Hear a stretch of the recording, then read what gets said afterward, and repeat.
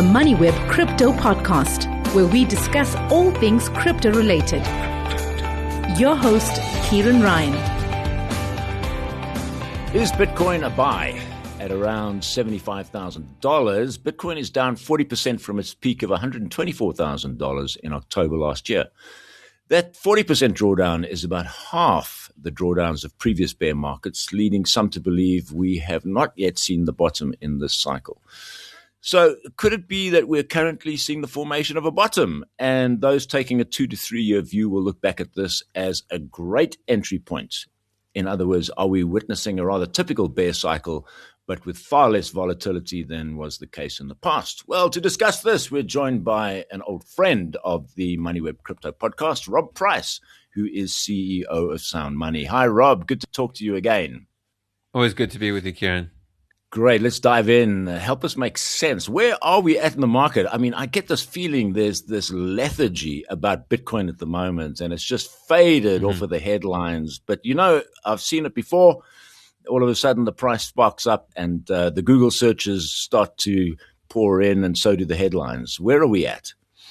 Yeah, I do think we're in a bottoming process. It was a sharp drop, from October, November last year to Feb. But yeah, we saw significant liquidations at that level, capitulation, losses, limited response to negative news in the weeks thereafter.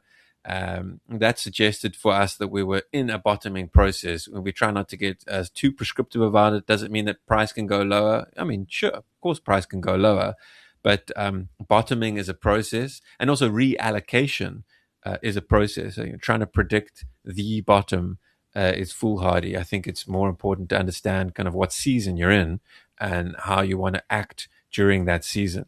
This is a time, I think, for redeployment, when disinterest is as clear as it is that you pointed out that already, sentiment is depressed. These are when the opportunities arise, and where the risk return trade-off is far better than it was, 6 months ago, 12 months ago. Yeah, I mean, we've seen comparisons with Apple and Tesla, and they go back into the early days of Apple, Tesla, these tech stocks. They behaved pretty similar, didn't they, to Bitcoin, where you had these drawdowns of 70, 80%.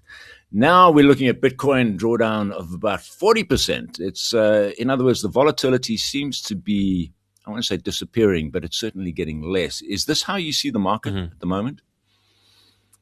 Yeah, well, I mean, it's clear that the volatility is declining. You can look at that on many different metrics. Once again, sure, we could go lower. Maybe the max drawdown in this period over the last year, maybe it's higher than what we've seen so far, sure. But is it going to get down to an 80% level? I think that's, there's doubt there.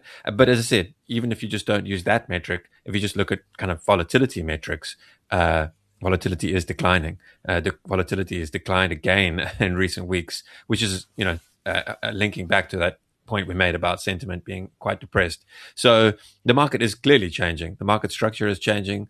The entrance of more institutional players, ETFs, derivatives are dampening volatility, and there's positives and negatives to that. The positive is that downside volatility is probably reduced. The positive is that we're transitioning more towards a monetary type asset, because we've always said that extreme volatility is a hindrance to some people.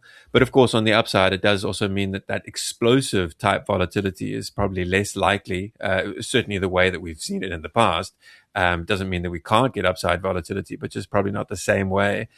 But I think I'm also wary to conclude that implies that the return expectation is completely muted. I mean, sure, maybe it's not the same that it would be in the past, but if you compare Bitcoin to other asset classes, and Bitcoin is, 2.5 trillion, you compare that to the size of gold, government bond markets, there's still a lot of potential there.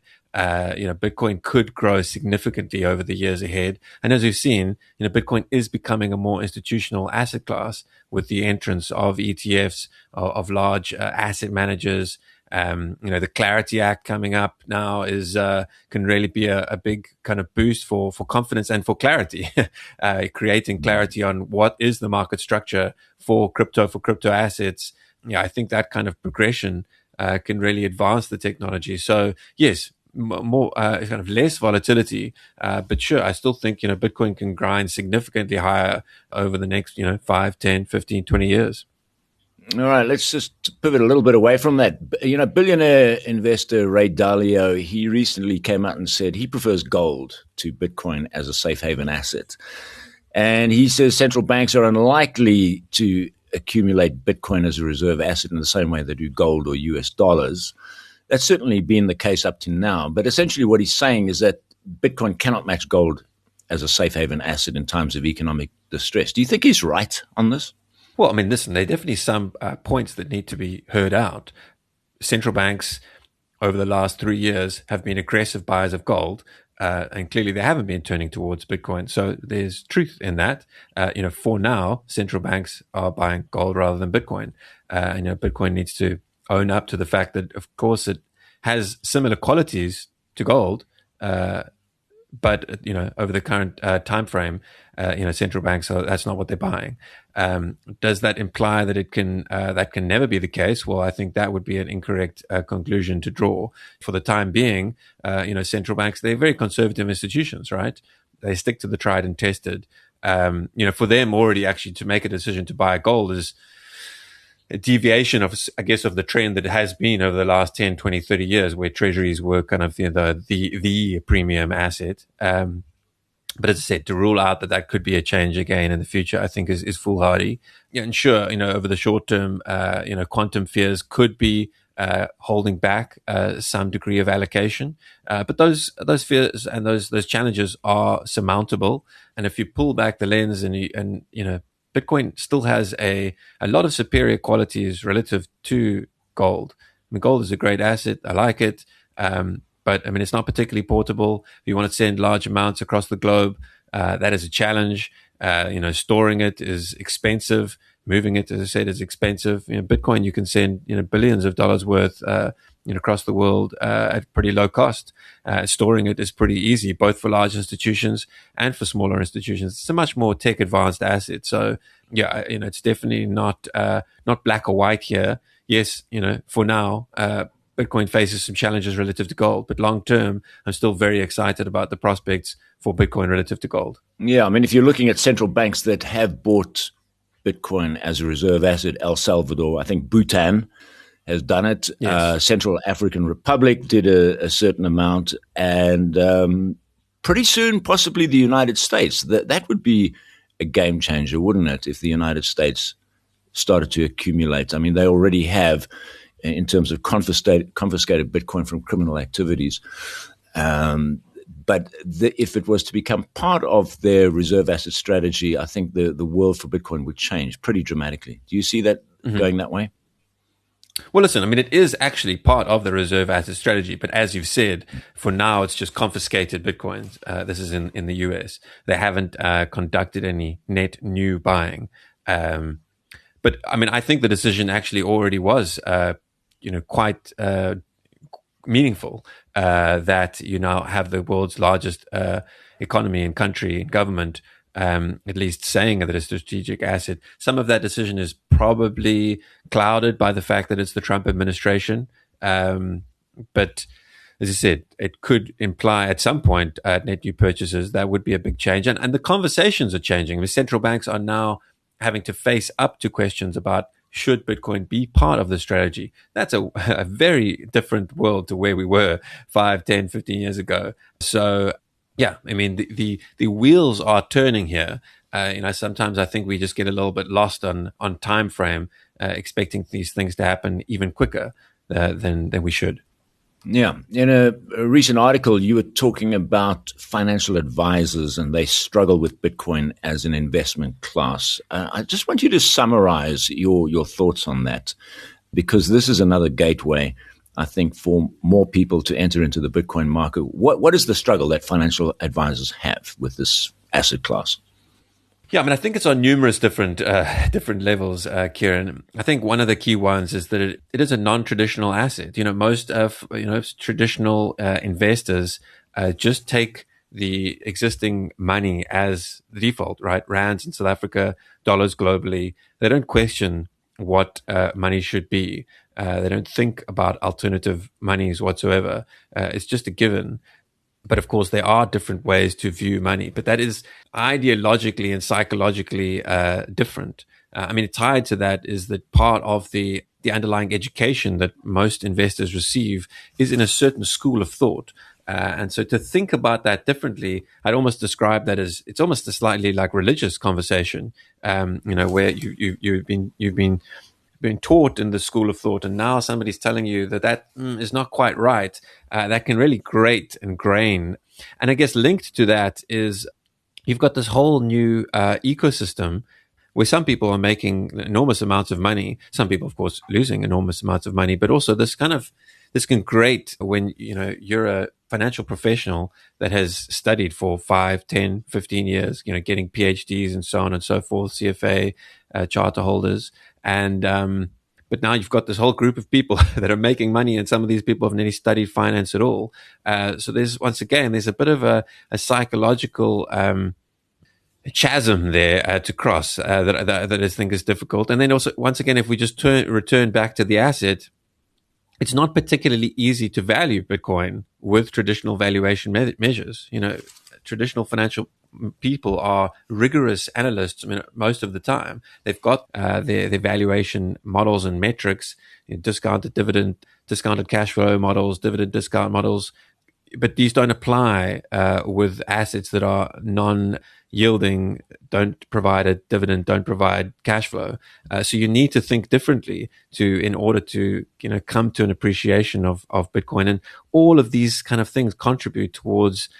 There's a lot of hurdles to get over there. And so I still find, young people will come to me and speak about Bitcoin, and they say, listen, if I mention Bitcoin in the office, the people just switch off. The older guys sometimes just switch off because it's just not in their worldview. It is interesting to note that the Bitcoin dominance is at about 60%. In other words, 60% of the entire crypto market is Bitcoin. And it's been climbing since 2022. So that's 4 years of growing dominance at Bitcoin. And it's kind of counterintuitive in a way, because people thought altcoins would come in. Altcoins mean everything else that is not Bitcoin, and would just sort of swarm the market. Ethereum's dominance has been falling. It only accounts for about 9% of the market at the moment. What are the dynamics at play here, in your opinion? And are there any altcoins that look attractive to you? Yeah, well, let's stick on the first bit of that question, and maybe we can come back to attractiveness and other ones later. I think the key here is that Bitcoin still has the clearest product market fit when it comes to crypto. It is still it's still the first crypto asset. It has got the longest history. It is the most decentralized, and it's also, as I said, got that product market fit. Bitcoin is not trying to do a lot. I mean, it still can be complex to get your head around it, but Bitcoin is a protocol to allow people to send and receive and store value in a scarce unit. And it tries to get that right and get it robust. And that it was clearly very powerful. I mean, people were working on that innovation for many years before Bitcoin to try and get to this digital cash. Bitcoin achieved that, and it is not only just digital cash, it is the first existence of digital scarcity in a world of digital abundance. So this is an absolutely profound innovation, and I really encourage people who haven't kind of dwelled on that. We're often looking at price, and we're doing all this other interesting fancy stuff, like come down to the basics here. This is an absolutely profound innovation. We have digital scarcity. And so Bitcoin, as I said, it's got that product market fit. Most other crypto assets, what are they trying to do? They're trying to apply Bitcoin's principles in other realms. Generally, they try not to compete with Bitcoin, because Bitcoin has got that aspect of store of value. So other assets are trying to do different things. Ethereum, Solana, these other layer one ecosystems, they're trying to provide platforms to create decentralized applications. Now, listen, I'm not a Bitcoin maximalist who says that there's no value there. I think there is value there. I think it is interesting, but it is much more complex. One, complexity comes with risk. So therefore, there's much higher risks of bugs, exploits, hacks. Those are all challenges that the rest of the ecosystem has to deal with to a far greater degree than Bitcoin.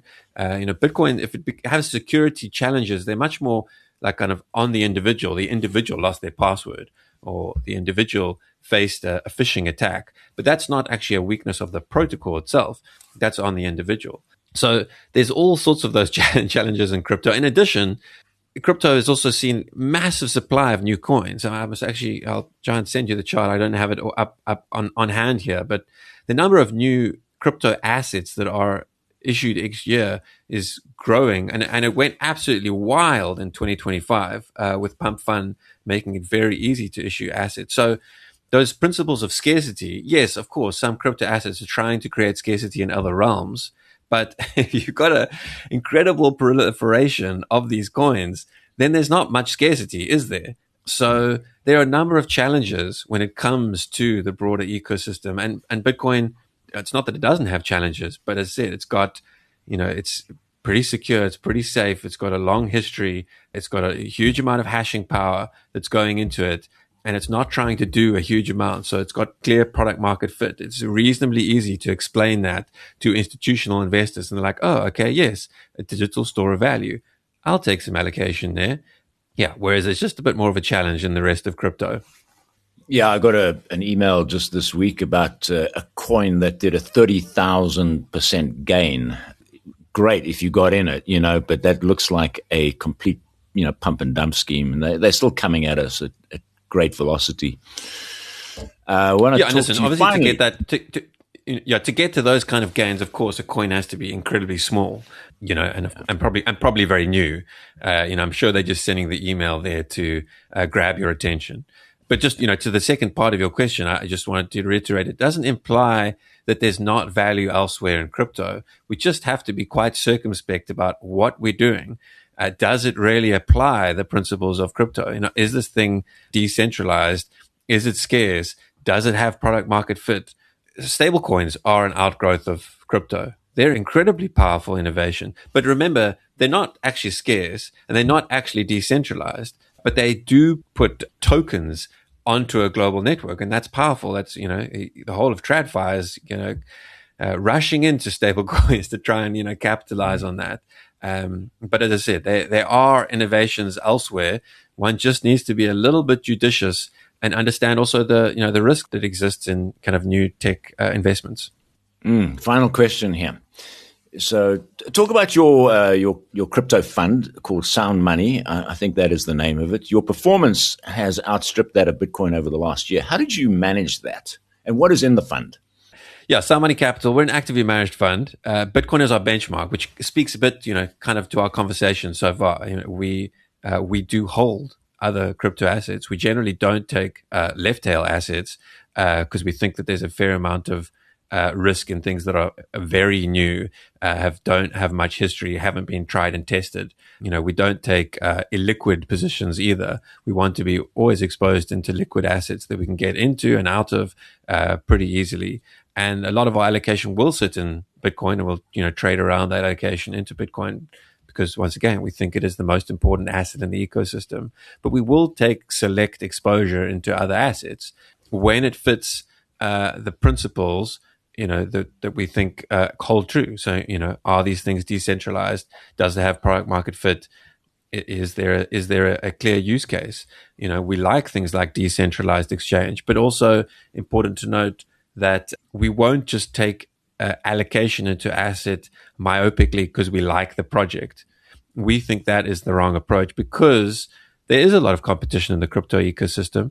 A lot of assets do bleed relative to Bitcoin. So we take a very disciplined approach in terms of, yes, a product needs to fit our criteria in terms of we like it, we think it's a real project, we think it's not a scam, we like the people, the founders who run it, they're doing a good job. But then in addition to that, is it actually showing strength relative to Bitcoin? And that key discipline has served us well. So yeah, we've taken exposure. I mean, in terms of like how performance has panned out over the last 6-9 months, we were quite defensively positioned into the end of last year. We have a systematic data framework which assesses financial markets. We were concerned about the risk late last year, so that added value, being defensive relative to Bitcoin. We reallocated not at the lows because we don't think we can predict the lows, but around 71,000, which was a decent correction. And then we did take select exposure into some non-Bitcoin assets, things like Hyperliquid, things like Zcash, Hyperliquid as a decentralized exchange. Very interesting project. One of the only places that you were able to trade oil over the weekend during the war in the Middle East. So that's turned the heads of lots of traditional financial market participants saying, hey, listen, I can trade, I can hedge over the weekend when other venues are closed. Well, that's a clear value proposition. And something like Zcash, I mean, we think that privacy is still important in this world of increasing surveillance. I think people do value their privacy, and privacy is important. It doesn't mean that you're trying to do something nefarious. I think of privacy as a human right. So, yeah, Zcash was an exposure, a position, an asset that we liked, and the fund has benefited from these decisions. Terrific stuff. Rob Price, CEO of Sound Money. We're going to leave it there. Look forward to talking to you again and see how the fund is doing a few months from now.